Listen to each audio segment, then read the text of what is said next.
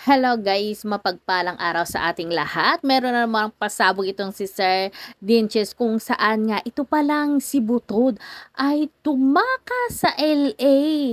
Pero yon nga ay nahuli rin siya at binalik muli sa LA. Kaya naman para nakauwi ito kasi nga nakatakas. Kaya narito guys, panoorin natin ang pasabog nitong si Sir Dinches kung saan nga sinabi niya pa dito naging positive pala sa drug test itong si Butot. Kamusta? Hi. John from Toledo. Hi, John from Toledo. Hello. Hello. So, we just need to wait for a couple more minutes for people to come in. Sulod-sulod lang mo. Because I'm going to tell all. Well, not really tell all. I have been talking to a very special individual who told me to be very wary and very careful of the information that I'm actually putting out there. And they have given me some tips as to what words that I should be using. Okay, apparently these people that have been messaging me had been trying so hard to set me up for kuan ba ng inciting sedition. So I'll get into the details of that later as well. Katawanan kayo. Hello. Gwen Bahog Awla. Grabe. Ayaw sa doy. Mabahan man sa taninyog ako ng basahon. It's so funny. Okay. Is everyone here? Hello guys. Hello. Hello. Hi. Hi Martha. Hello ni Mudia. So, first thing in order, no? So, ang mga panghitabo karon kanang this past few days, puting daghana, no? And ano pa mga pautot na pud si Lisa Tanas, na pud si mga daghang pautot. And magkatawa lang ko ba kay they're trying so hard to make her look like she's in the Philippines, but at the same time, like they're putting in like little hints nga kanang the photos that they have posted are edited and the videos are way too, let's say, produced na lang. The videos are way too produced. So, butang lang nato, no? So, first thing in order, let's talk about akong kanang kuan ng akong contact in town. So, di na ako siya makontak, and sadly, I really don't know where that person lives. Kay I only know that person as a client naman sa good, and then we have no personal relationship beyond that. However, one thing that I know is that this person definitely works in archives, and apparently the letter that I received katong last na ko nga gibunyag ninyo guys is katong nga letter para kudyo ito sa kanang mga tao nga mangayo og katong document kay apparently the archives department nagiuwanan sila og mga requests for the document, and I think that had actually created a ripple effect na oh my god, mumurag dako man gyud siguro kay nga kanang kuan nga kanang case mo nang ilang gikuan ba kanang gilimitan na gyud ba nga butang lang gyud nila nga under investigation, and they have every right to refuse people. Okay, if it's a case that is, let's say, dako nga kaso na lang, kay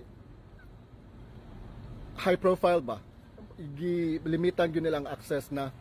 So, I have talked to a couple of people that they have received the same letter that I have, and mo na, nabalaka jud kayo ko sa yung kanang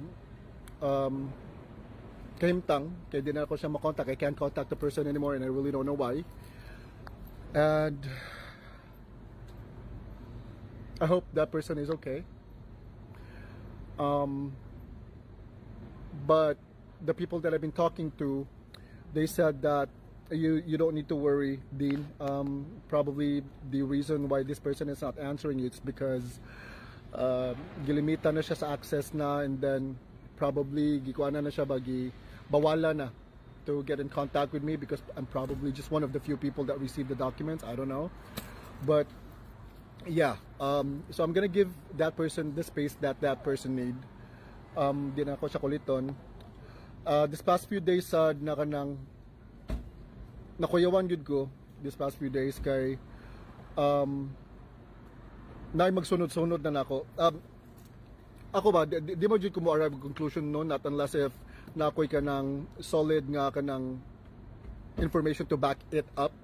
So katong namog yung mga days nga nakoy na bantayan nga na magsunod-sunod, and then I've been using the same car man go this past few days, and then nabantayan gyud ako na ay same car nga sige sunod-sunod na ko until ako yung gisawayan nga muliko ko every turn, everywhere I go muliko sad siya. So wa jud ko choice ni park yun ko kanang kuan kanang one of the parking lots, and then ako yung gibiyaan ng sakyanan. Ako yung gibiyaan. I think murag nabutangan to nilag tago or whatever. So I had to literally leave the car with some of my belongings in there, mga not that important, but I can definitely have it shipped sa akong kanang kuan sa akong main address.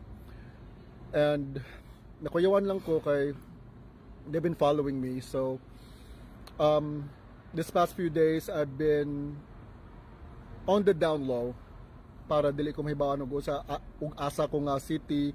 As you know, laylaan ko nga city. And delikado gyud kaayo. I hope lang kanang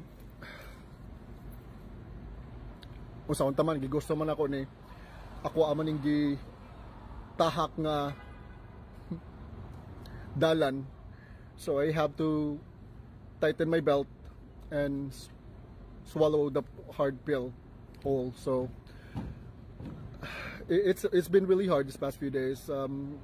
Medyo maparanoid sa kagamay, but I've been trying to keep it very light. Like for now, so I see another person. Gabi naman diri ron, pero magsigig sunglass. So balhin sa taglaing location na. Balhin sa taglaing location.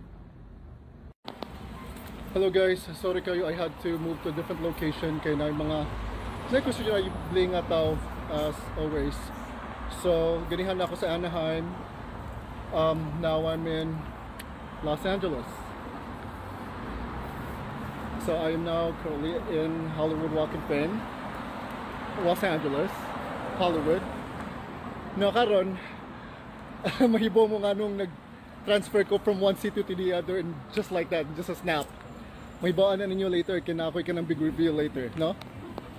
So karon, where was I? So nakoy na-receive ng message, daghan jud kay kog na-receive ng message kanang daghan kay mga hate messages and mga message, very insinuating messages sad nga murag ilang naghope sila ba nga gamiton ganin ako nya. Obvious pagid kay mga information nila gipanghatag kay mo lead into inciting sedition, and I think that's what they were trying to do with the live kunuhay ni Lisatanas, ni Butete, ni Bake, ni Bangag. So they were hoping mag-post ko nga puting daghana about kanana napa sa Amerika si kuan, napa sa Amerika nya kuan addict na daghan kay pang post by pang reveal nagto sila mag-reveal ko. Kidaghan yun kayo. Karon mamagod sila kay bawgon na akong superpower is playing dumb. That's my superpower. When I play dumb and good, they think that I'm not, catching up to what they want to do, that they're trying to do. So, sakay-sakay rigid ko. Naiusa gyud nga kanang all out gyud kaayo phone conversation pang send kanang kuan ko na siya, trabaho ko na siya, speaker ko na siya sa una sa kuan sa Malacañang. And I'm going to reveal the name later, but I'm not going to reveal the face kay kibaw ko nga dili na iyang face, kibaw ko gagamit na siya now sa laing tao. So anyways, mao na ni yang gisend kay conversation sa kanang attorney niya og attorney. So yang giingon kay nag-insinuate nga kanang si Lisatanas kay mo lagi na mo ay kanang hari-hari, which is tinod masagid kanang si Lisa Tanas mo masagid hari-hari gud diha. Bongbong Marcos cannot do anything without Lisa Tanas. We know that. We know this. We know that the president of the Philippines is nothing without Lisa Tanas, kay siya maoy gaulo anak tanan. Siya na wa na'y backbone yung presidente diha, los-los ang dako, adik pa giatay, sige ngiwi nga kapurte niya ngiwi siya nga papangig, nagdugo ng baba. Anyways, so nisulti siya mo nang gisulti katawanan kay gisulti na nagtuo siya kanang gamito na ko as fact ba nga ana ning tawhana nga ang story daw ni Lisa Tanas kay kato daw nga adlaw kay nag sige sa agi sa tadre ha kay kato daw ng adlaw dapat yun daw to i-public. It's just that the day nga i-public na unta to ang katong kaso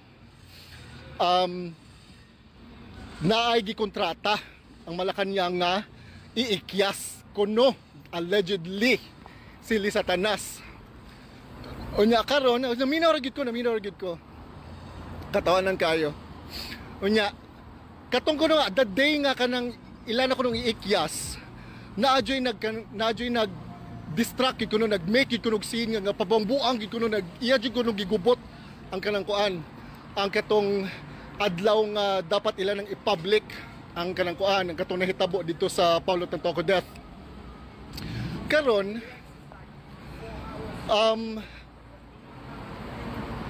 successful kuno ang katong kuan katong naggubot gigubot niya ang kanang kuan ang katong venue nga i-public na para makaikyas si Lisa Tanas. Nakaikyas gyud kuno, nakailis kuno. Kuyog atong gikontrata nga kanang gibayran nga para iikyas si Lisa Tanas. Unya karon moto gidrive na. Agi sila, nag-cross country drive sila. Kaya di man pwede mag-plane, masakpan man, di ba? So, mao kuno ni allegedly nangagi sila sa California, state of California, nag-drive sila to diri sa tahaw no sa takay mo gihingal ko. Kanang nag-drive sila from California to Oregon and then Seattle, and then pag-abot sa Seattle, mo cross the border na unta sila sa Canada. However, pag-abot kuno dito sa Canada, gibaligya kuno siya sa gikontrata sa Malacanang. Gibaligya nga to niya pag-abot dito sa Malacanang ay sa Canadian border, gibalik ta sad sila sa California. Allegedly, mao kuno ng information nga gihatag sa KOA.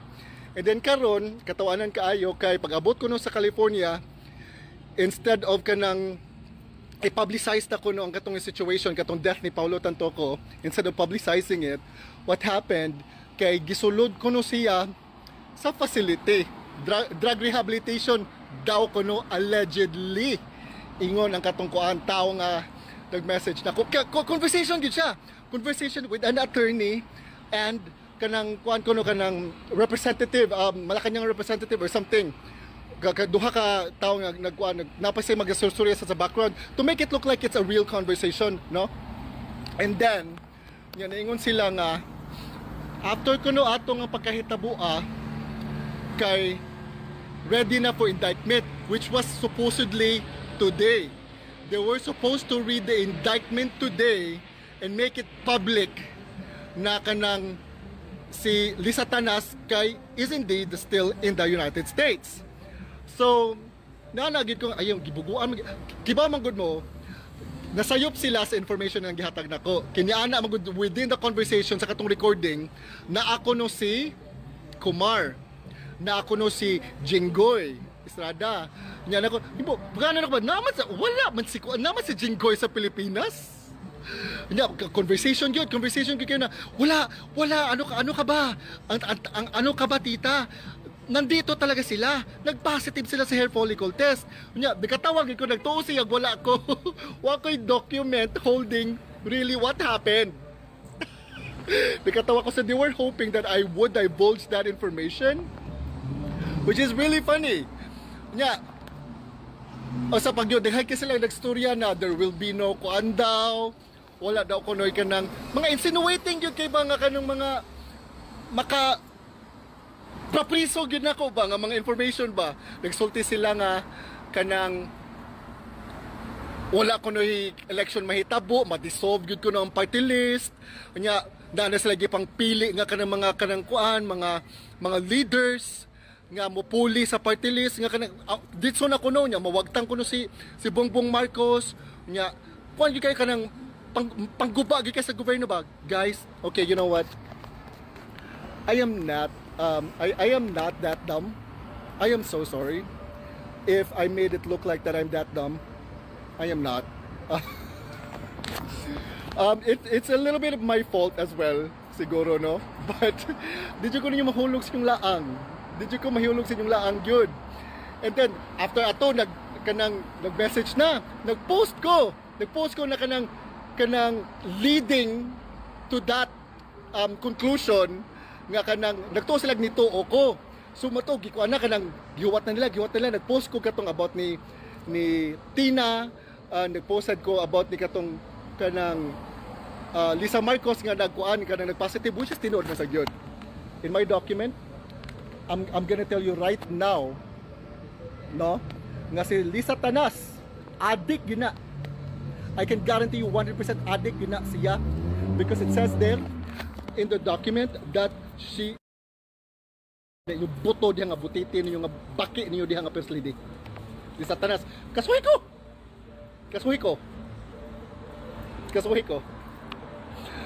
You know what? Di ko ninyo pwede ma-feed og information.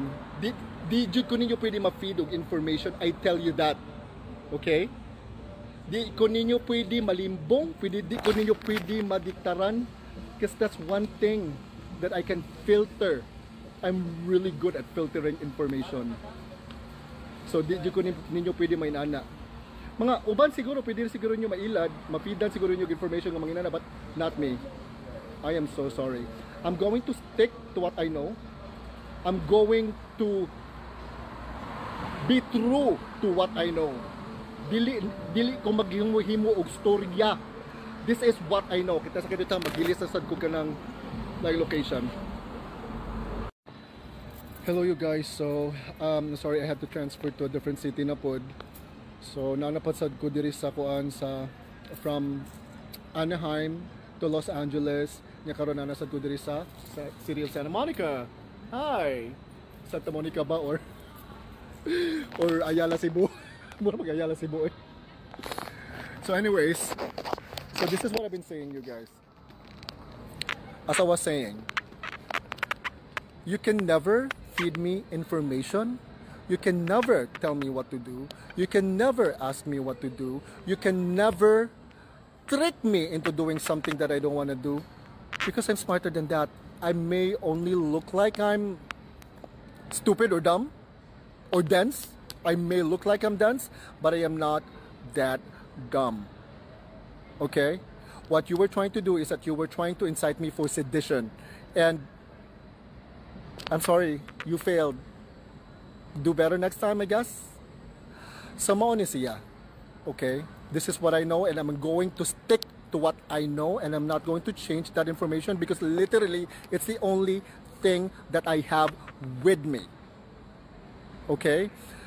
Kana sila sa Tanas, wala na nauli atong pagpitsa Jays, alas 5:58 diya sa Lunes sa Pilipinas, because that would mean nga sila sa Tanas niuli siya ato pag Sabado pa lang sa gabi alas 11 diri sa Amerika. Because literally the hour difference is immense. Philippines and America puting layo glagyo kig agwat, night and day, like literally ang kalihaan sa tong oras atong time zone. So this is what I know. Okay, wala siya nauli diha atong pagpitsa Jess nga nisulti si Claire kay baka ko ng piste o trosad na inatay. And this is what I know as well. Di Satanas is an addictus benedictus. Inatay na silang mga pamilyahan na sila. Kaba si bangag, Diyos mio, tanawan niya, nagdugo ang baba. Puwera gaba. Is that the kind of leader that you want? Is that the kind of president that it's mind-blowing to me. It's mind-blowing to me nga ang kanang mga local government diha kay nagsuporta niya wa ko kibaw giunsa na sa inyong leader diha nganong nang bali na diha ang kanang mga kuan ang mga local government. Juan Garcia daghan kaayo. So let's guys. Okay. The reason why nag-transfer ko from one city to the other while I'm on live, it's because if I can do this, I'm going to be real honest. Only one of the locations is live. Okay? Only one of the locations.